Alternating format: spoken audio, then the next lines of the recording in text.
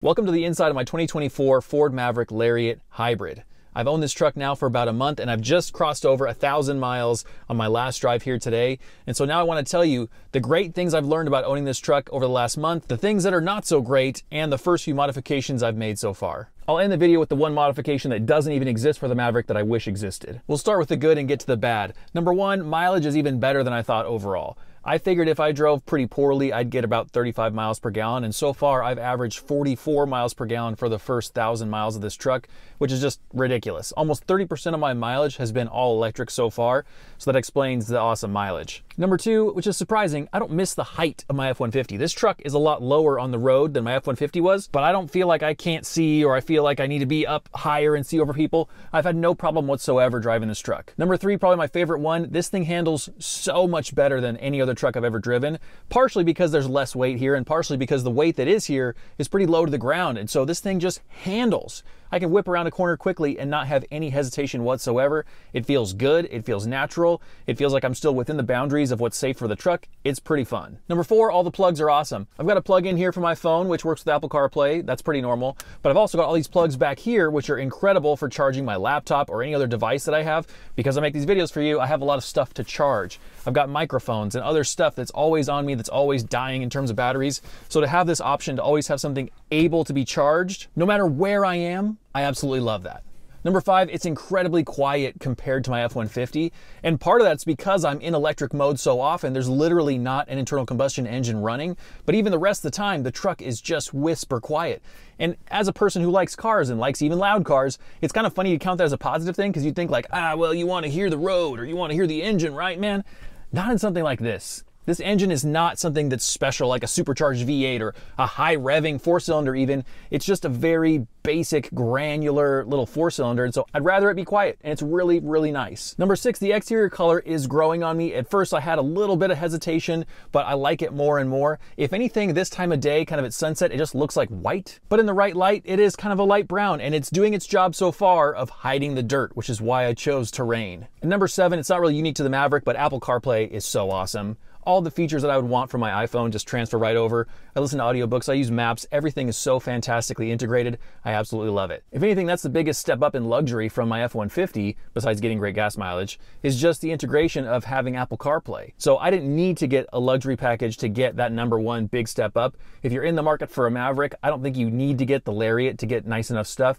I think an XLT or even an XL would be pretty great. But on to the not so good stuff. Number one, it's really small in all the areas that aren't passenger areas. So if you're like one of the 4 full-grown adults that are sitting here in a seat made for you, it's totally fine. There's plenty of room. I've got the leg room I want, headroom, everything else is totally great. The problem is all the other little ancillary areas under the seat, in a footwell, between the seats, things like that. It just gets difficult to cram stuff in there. And so that's one area that I noticed this is a lot smaller than my F-150. Number two, I just haven't even dreamt about using the bed outlet. I thought that I'd be using that thing all the time. I haven't even come close to a scenario where I'm like, you know what I need to do? Charge something outside. Maybe I'll use it someday. I thought it would be really cool. Thus far, I've had no use for it, but we'll see. Number three, car seats don't fit as well as I'd hoped. It is pretty darn tight in there. And granted, my kids are tall like I am. I'm 6'5", so they're in like the 99th percentile. They got long legs, but still, it's a pain to get them in here. It's a pain to get the kids in here. And generally they don't fit quite as well as I thought that they might.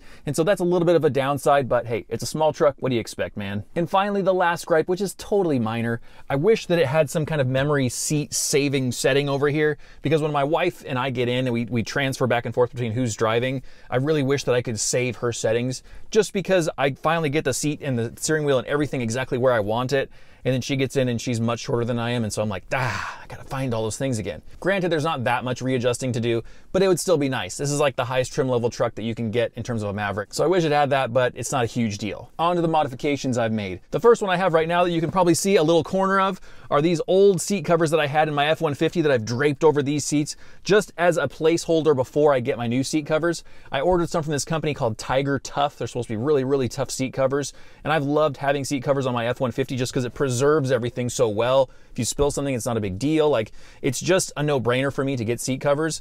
These really don't fit very well, but for now, they're hanging on there. And And I'll make an update video whenever I do get those new seat covers in from Tiger Tough, because I think they're going to be pretty awesome. The next modification is by far my favorite, and that's just these rubberized floor liners. It just means that I don't care if something gets spilled. You could spill like an entire cup of water or milk or whatever in here, and it's just going to catch it and contain it. And these aren't like a name brand. They're not WeatherTech or Ford or whatever. These are some that I just got off Amazon, and I'll put the link in the description in case you want to find them for yourself. I'm really happy so far. They feel like pretty tough material. We compared the thickness of my dad's floor mats to mine, because he's got a similar kind of design, but they're the Ford product themselves, like an official Ford accessory for Maverick. They feel like a similar thickness level. The fit and finish is really good. I have no complaints, and these are way cheaper than the WeatherTech ones. Then separately from these seat covers, I ordered a rear seat cover also off Amazon, and I'll link that for you. This thing feels incredibly tough. Like, that is really thick material, and it goes all the way from the bottom of the seat and wraps around to the top of the seat back. And for me, this was just a catch-all, so whenever the kids are back there and they're throwing food or if something happens, it doesn't mess up the seats.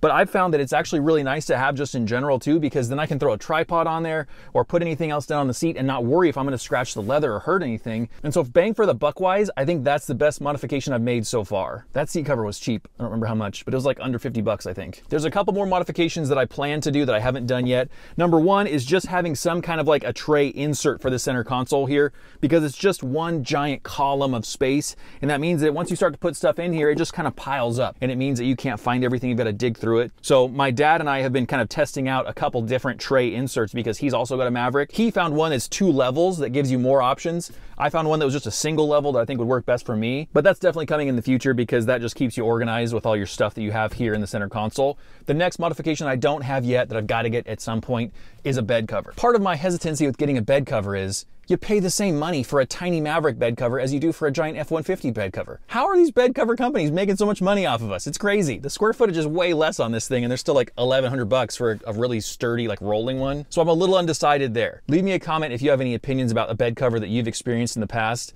What do you think about the soft fabric ones? We've got an electrician that works with us at work, and he's got a soft fabric one on the back of his Tundra, and he's like on job sites all day long, and he's got no complaints for the thing. So I was leaning towards that, if anything, just to save some money, because they're like 400 bucks versus the 1,000, 1,200 bucks for the hard folding ones or for the hard rolling ones.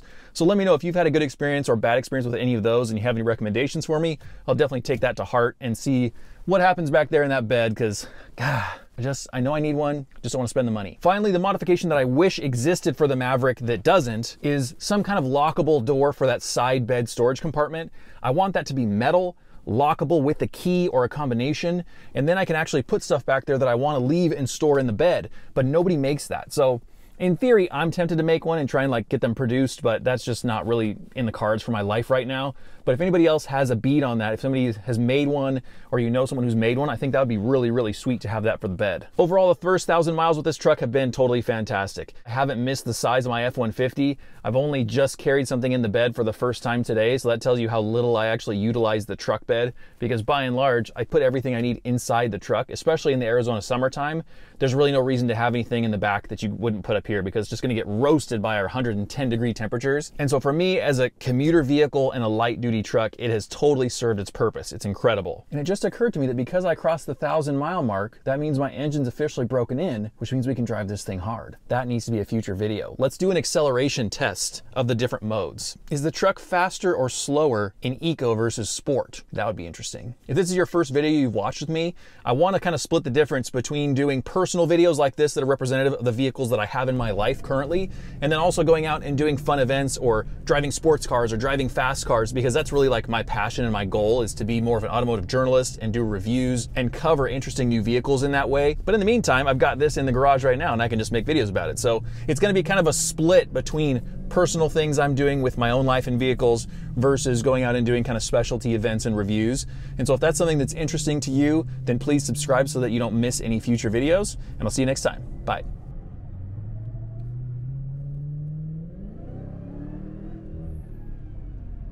That felt good. There's no way I can talk while I'm doing this. Holy moly.